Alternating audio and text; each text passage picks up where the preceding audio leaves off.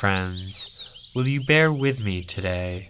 For I have awakened from a dream in which a robin made with its shabby wings a kind of veil, behind which it shimmied and stomped something from the south of Spain, its breast aflare, looking me dead in the eye, by which I knew, upon waking, it was telling me, bellow forth. And who among us could ignore such odd and precise counsel? Hear ye, hear ye, I am here to holler that I have hauled tons, by which I don't mean lots, I mean tons, of cow shit, and stood ankle deep in swales of maggots, twirling dung with my pitchfork again and again. We dreamt an orchard this way. And friends, this is the realest place I know. It makes me squirm like a worm, I am so grateful. You could ride your bike there, or roller skate, or catch the bus. There is a fence and a gate twisted by hand. There is a fig tree taller than you in Indiana. It will make you gasp. It might make you want to stay alive, even. Thank you. And thank you for not taking my pal when the engine of his mind dragged him to swig fistfuls of Xanax and a bottle or two of booze. Mercy, mercy, thank you. And thank you for what inside my friend's love bursts like a throng of roadside goldenrod gleaming into the world, and who, like one named airily ought, will laugh time to time till the juice runs from her nose.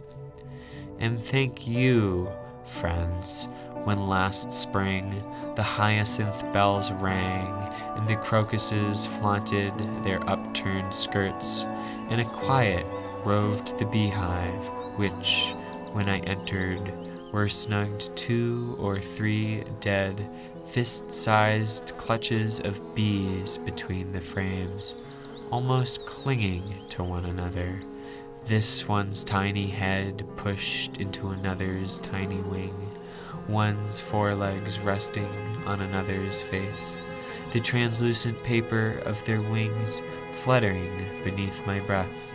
And thank you the way my love talks quietly when in the hive, so quietly, in fact, you cannot hear her, but only notice barely her lips moving in conversation.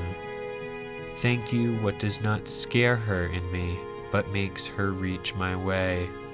Thank you the love she is which hurts sometimes, and the time she misremembered elephants in one of my poems, which, oh, here they come, garlanded with morning glory and wisteria blooms, trombones all the way down to the river, into the quick and gentle flocking of the woman in a gaudy dress for stopping her car in the middle of the road, whisking a turtle off the road. Thank you, God of gaudy. Thank you, paisley panties. Thank you, the organ up my dress.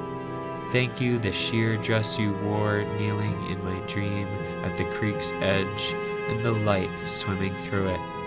The room in my mind with the blinds drawn, where we nearly injure each other crawling into the shawl of the other's body. Thank you for saying it plain. And you, again you, for the true kindness it has been for you to remain awake with me like this, nodding time to time and making that noise which I take to mean yes, or I understand, or please go on but not too long, or why are you spitting so much, or easy tiger, hands to yourself. Take this bowl of blackberries from the garden. The sun has made them warm. I promise I will try to stay on my side of the couch. Thank you, the ancestor who loved you before she knew you, by smuggling seeds into her braid for the long journey, who loved you before he knew you. Thank you.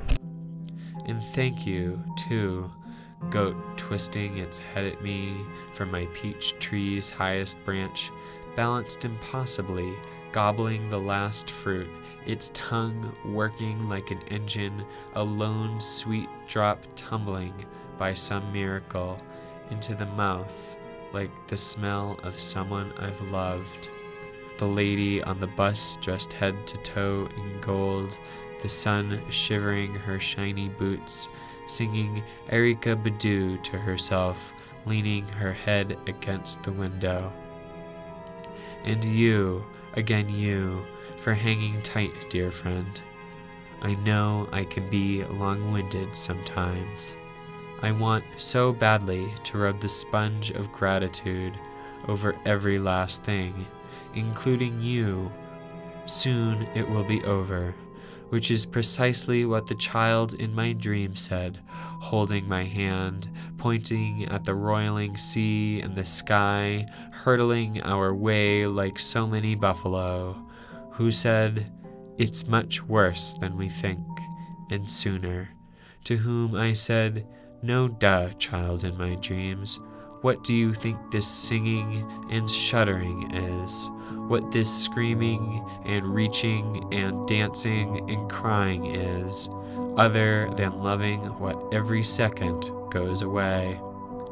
Goodbye, I mean to say, and thank you every day."